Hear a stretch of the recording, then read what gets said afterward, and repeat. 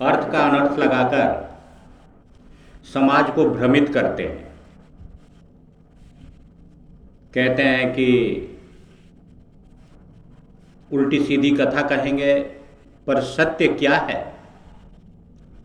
हम आपको सत्य से अवगत कराते हैं। ये नवरात्र का 9 दिन का जो व्रत है, ये दरअसल अपने को पवित्र करने का व्रत है। हम पवित्र कैसे होंगे? काम, क्रोध, मद, लोभ, अहंकार का त्याज्य करना, क्रोध को खत्म कर देना, लालच को भस्म कर देना, इत्यादि ये 9 दिन की उपासना है। जो हमारे हृदय के अंदर बैठा हुआ है, काम, क्रोध, मद, लोभ, यही रावण रूपी, क्रोध रूपी श्रापित व्यवस्था है।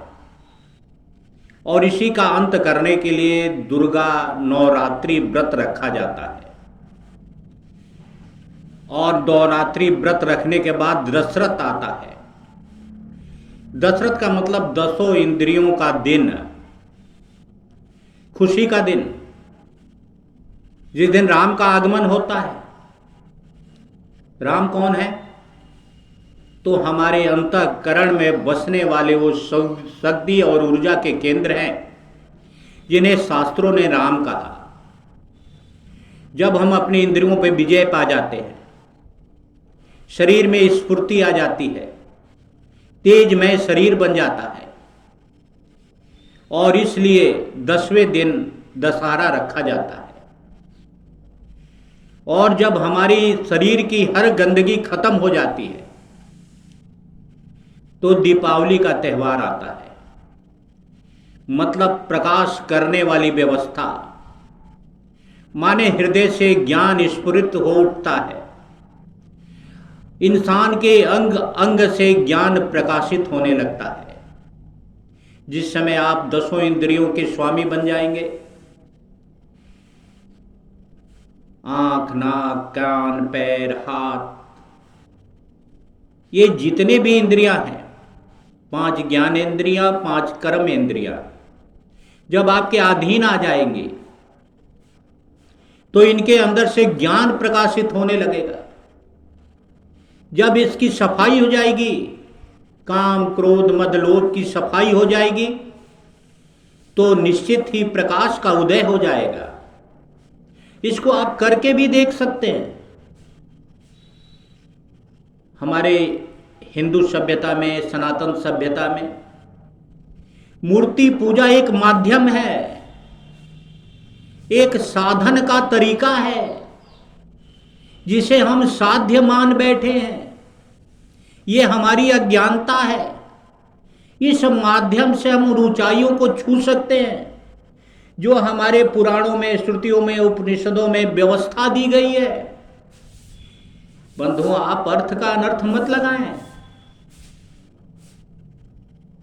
क्योंकि हमारे सनातन और उपनिषद को समझने के लिए व्याकरण और साहित्य का ज्ञान तो बहुत जरूरी है। बिना इसके आप इन शब्दों के अर्थ को नहीं समझ सकते। दुर्गा किसे कहा गया? दुर्गा, दुर्गत नाशनी, ये जो आरती हम पढ़ते पढ़ाते हैं, ये हमारे हृदय की दुर्गति को साफ करने वाली है। अब आपने देख लिया कि बाघ पर दुर्गा मां सवार है, यानी अहंकार पे सवार हैं, पापियों पर सवार हैं। जो पापी अहंकारी हैं, जो पापी लालची हैं, जो पापी क्रोधी हैं, इसको मात्र एक मां दुर्गा ही खत्म कर सकती हैं। ये बड़ी विकट समस्या है बंधु। अहंकार को, लालच को, क्रोध को खत्म करना इतना आसान नहीं है जितना हम समझते हैं। कहने को कह देते हैं, पर कर्म रूप में प्रतिष्ठित नहीं हो पाता। इसके लिए दुर्गा मां की पूजा की व्यवस्था की गई, नवरात्रि की व्यवस्था की गई। नवरात्रि में 9 जो हमारे अंदर बुरे कर्म हैं, उनकी समाप्ति की व्यवस्था की गई। इसलिए अन्न तप, मन तप, शरीर तप इत्यादि तपों के माध्यम से हम उस ज्ञान रूपी, प्रकाश रूपी, आनंद में उस कोष्ठ में प्रवेशित करते हैं जहां पर दशहरा होता है, जहां पर दीपावली होता है।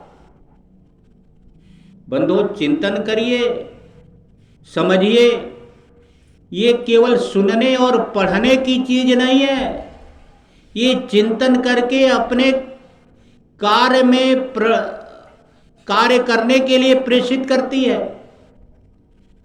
जब इसको अपने कार्य में आप बैठा लेते हैं तो निश्चित ही आपका शरीर प्रकाशमय हो जाता है।